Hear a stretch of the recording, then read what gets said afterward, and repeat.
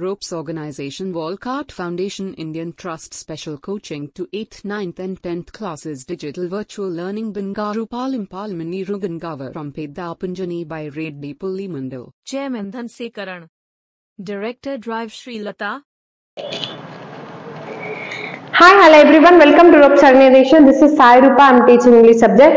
Before the classes 2, we are explaining about the model question papers of English 10th class public examinations. So already I have completed the section A and section section B. So now I would like to explain about the section C is a creative expression. So in this you can see that the question number 33. So question number 33 is a very important. అంటే మనకి ఇక్కడ choices అనేది ఇవ్వడం జరిగిందండి. Question number 33 లో ఏ ఉంది అలాగే B ఉంది. సో దీంట్లో మనం ఏదైనా రాయొచ్చు. So but it will carries the 10 marks. Total గా మనకి ఎన్ని మార్క్స్ ఇవ్వచ్చు? 10 మార్క్స్ ఇవ్వడం అనేది జరుగుతుందండి. సో క్వశ్చన్ నెంబర్ 33 లో ఫస్ట్ వన్ చూడండి.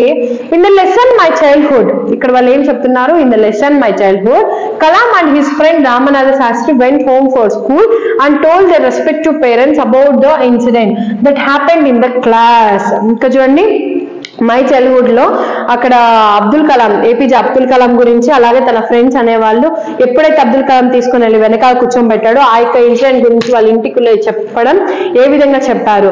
So Ramanatha Sastri father Lakshmana Sastri as a summoned అంటే కాల్డ్, సుమౌండ్ అంటే ఏమని meaning? Called the teacher and told him not to spread the as a poison of a social inequality.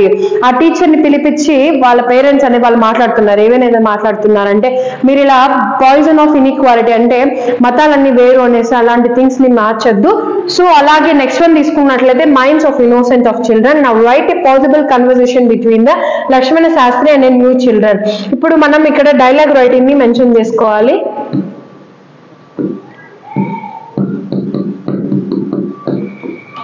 It will carry us the 5 + 5 10 marks.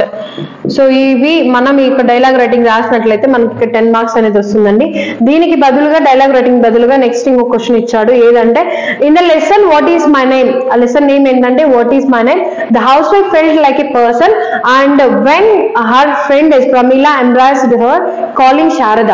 So ఇక్కడ చూడండి, ఎప్పుడైతే what is my name lesson లో ఎప్పుడైతే ఆమెని felt like a person when her friend Pramila embraced her calling Sharada.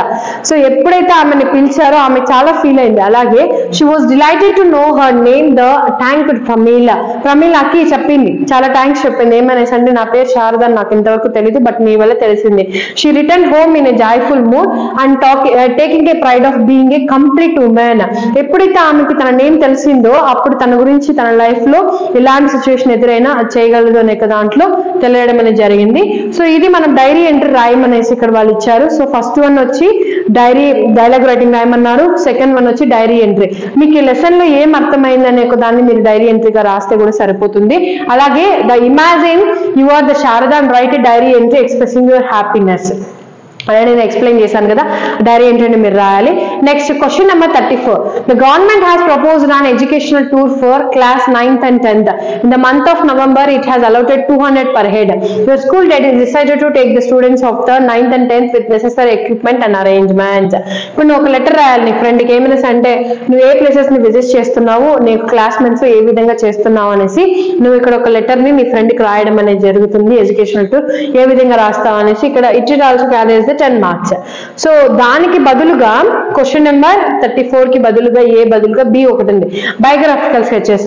ఇక్కడ ఇచ్చిన matter ని మనం ఏం చేయాలంటే మనం సెంటెన్స్ ఫార్మేషన్స్ లో రాయాలి. So where here the Mussoorie and మిర్నత house and university of Delhi. So ఇక్కడ ఒక్కొక్క పర్సన్ గురించి మనం రాయడం అనేది జరుగుతుందండి. సో ఇక్కడ అవార్డ్స్, ఫిలిమ్స్ ఒక పర్సన్ గురించి ఇచ్చారు. సో అశ్విన్ దేశాయ్, సో ఈ Kiran Desai, children is Kiran Desai. So ఈ యొక్క వ్యక్తి గురించి మనం బయోగ్రాఫికల్ స్కెచ్ అనేది రాసుకోవాలి. నెక్స్ట్ క్వశ్చన్ నెంబర్ 35 లో తీసుకున్నట్లయితే సో ఇక్కడ అండర్లైన్ చేసిన వర్డ్స్ ని మీరు సెంటెన్స్ ఫార్మేషన్స్ ఎలా ఫార్మ్ చేస్తారంటే క్వశ్చన్స్ అనేది ఫ్రేమ్ చేస్తారు. ఏ విధంగా ఫ్రేమ్ చేస్తారు? క్వశ్చన్స్ అనే వాటిని ఫ్రేమ్ చేస్తారు.